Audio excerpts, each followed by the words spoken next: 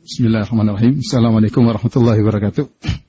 Alhamdulillah nahmaduhu wa nasta'inuhu wa nastaghfiruhu wa natubu ilaih wa na'udzu billahi min shururi anfusina wa sayyiati a'malina.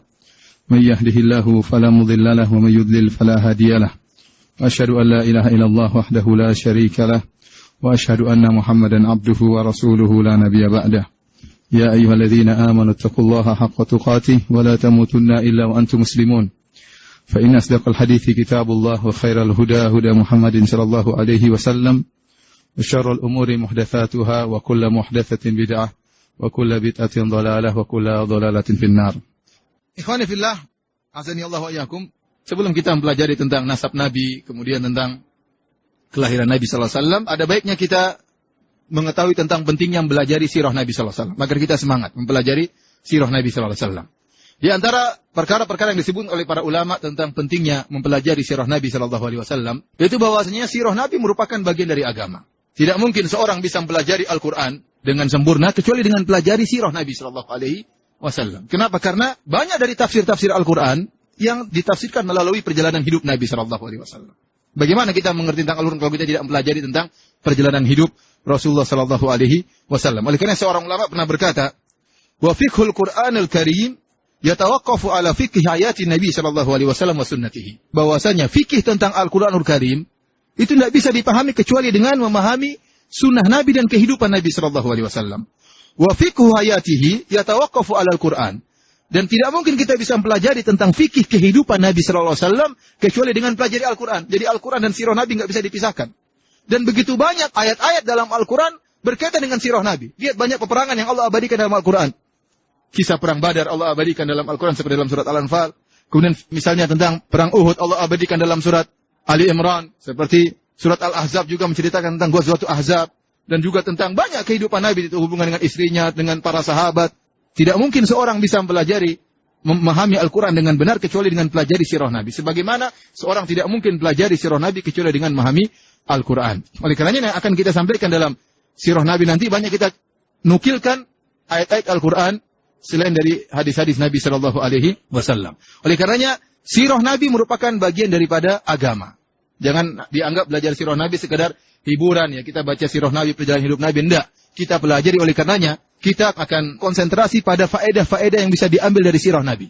Karena kita ingin mengambil faedah, apa sih faedah dari perjalanan Nabi dalam tahapan ini? Apa sih faedahnya? Kita ingin ambil faedah tersebut untuk kita hayati dan untuk kita terapkan dalam kehidupan kita sehari-hari. Karena ini adalah fikih daripada Al-Quran. Bukankah Aisyah radhiyallahu ta'ala anha pernah berkata, "Kana khuluquhul Quran."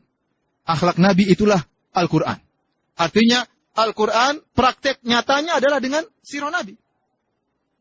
Terkadang kalau kita belajar hadis Nabi sallallahu alaihi wasallam, kita kurang paham. Tapi begitu dibawakan dalam bentuk sejarah, kita tahu apa sebabnya kenapa keluar sabda Nabi ini, kenapa keluar sabda Rasulullah sallallahu alaihi wasallam, kenapa sebabnya, kenapa ceritanya. Maka kita semakin paham tentang alur ceritanya, kita semakin paham maksud daripada hadis tersebut.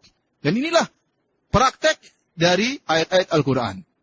Kemudian di antara keutamaan mempelajari sirah Nabi sallallahu alaihi wasallam, barang siapa mempelajari sirah Nabi sallallahu alaihi wasallam, dia akan bisa mempelajari bagaimana cara Nabi berdakwah. Dan ini sangat penting, bagaimana Nabi berdakwah dengan akidah, bagaimana cerita tentang asal muasal turunnya hukum salat, tentang hukum puasa, tentang masalah fikih. Dengan pelajari sirah akan semakin jelas dan terang gambaran tentang hukum-hukum fikih tersebut. Bagaimana tatkala Nabi menghadapi orang-orang kafir.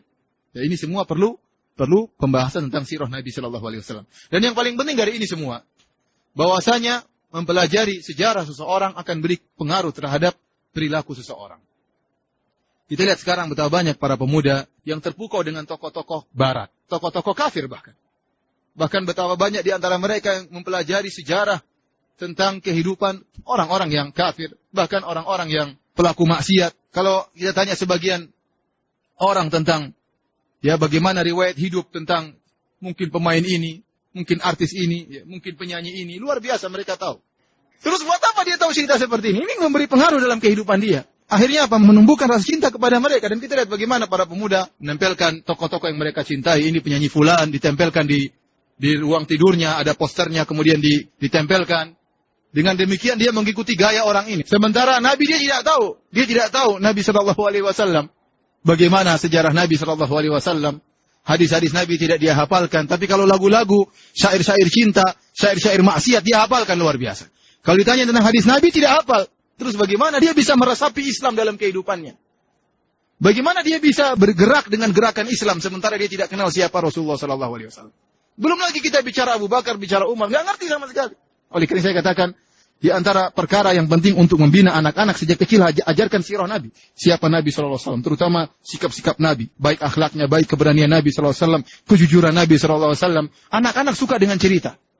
Jadi barang ceritakan yang macam-macam, ceritakan tentang yang aneh-aneh yang tidak masuk akal. Ceritakan tentang Nabi SAW. Dan sirah Nabi, sirah yang sangat indah. Bukan sekedar cerita hiburan tanpa faedah, tidak. Cerita Nabi seluruhnya penuh dengan faedah.